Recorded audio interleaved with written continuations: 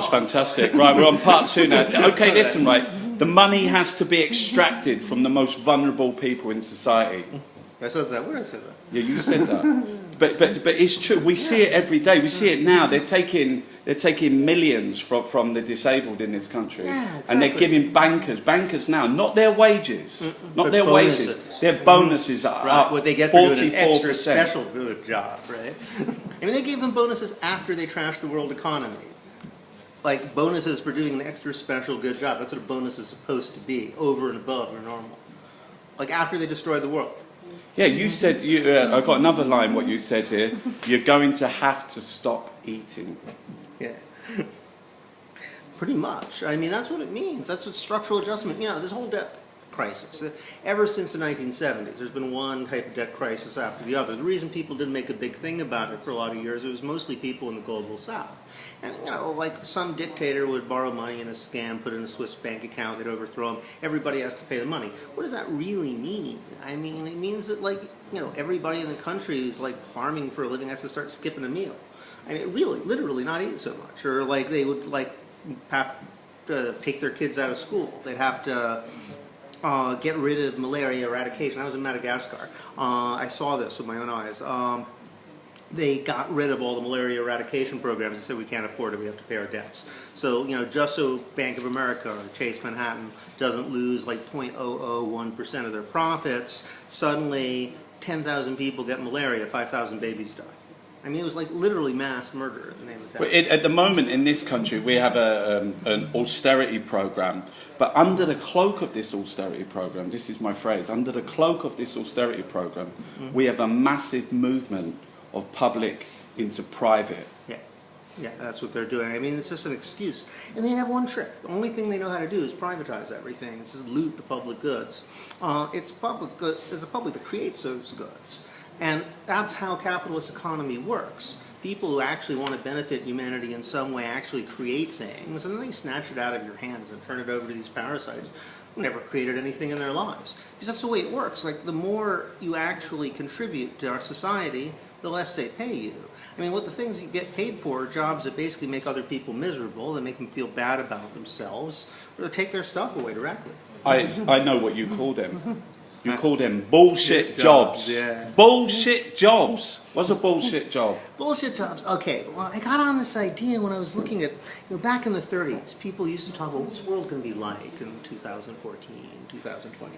And they thought, well, you know, everybody's going to be working 10, 15 hours a week because we'll have machines doing everything.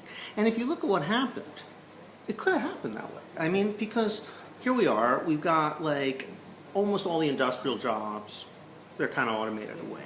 All domestic service, gone.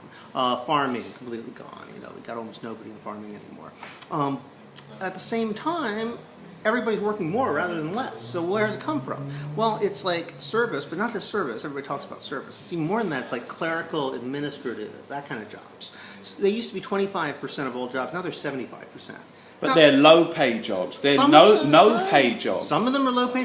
All zero-hour contracts, because the shift from public to private also means no rights, no human rights, no tea break. We got supermarkets here, 4-hour shifts. Oh yeah, the low. Do you know why they do 4-hour shifts?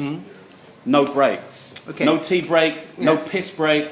Yeah, no, it's totally true. People on the bottom get totally squeezed, and they like fire more and more of them, make the remaining people do more and more work. But the people on the higher level, they do less and less. I was down in this tea factory. It was occupied by their workers down near Marseille in France, and they said that one of the things that drove them to take over the factory, company was Lipton. They were making huge profits. The more profits they made, they never gave the workers a raise. In fact, they kept firing them, making them more harder. Instead, they took the money and they hired more of these like white-collar guys who just spend all day sort of staring at them, you know, monitoring their labor. And those guys were being paid through the nose. They were huge amounts of money.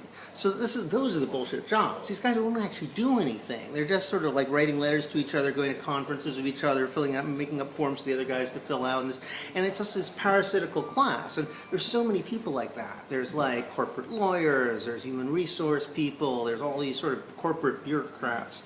And when I wrote the piece, it's because I thought, these guys must know their jobs are really bullshit, right? They must be sitting there suffering inside saying, you know, how can I have dignity in labor when I secretly know my job shouldn't even exist? You know, of course they can't say they feel their job can't exist, but they must be suffering inside.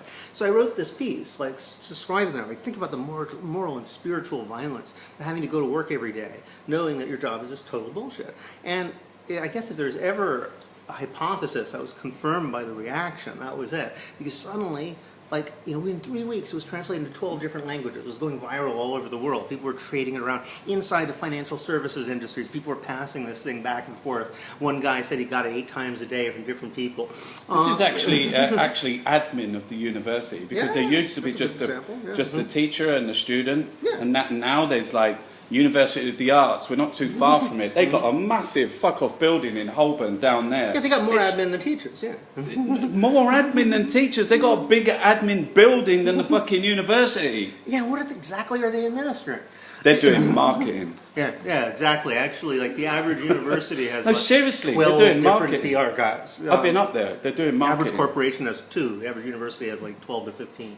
They got a chancellor. They have chancellors in over here, and what the chancellor's just getting £300,000 pay rise, and the cleaners, what that lady was just saying there, getting 1%. Right, I'm the artist taxi driver. We're going to come back next time, and we're going to talk about Occupy.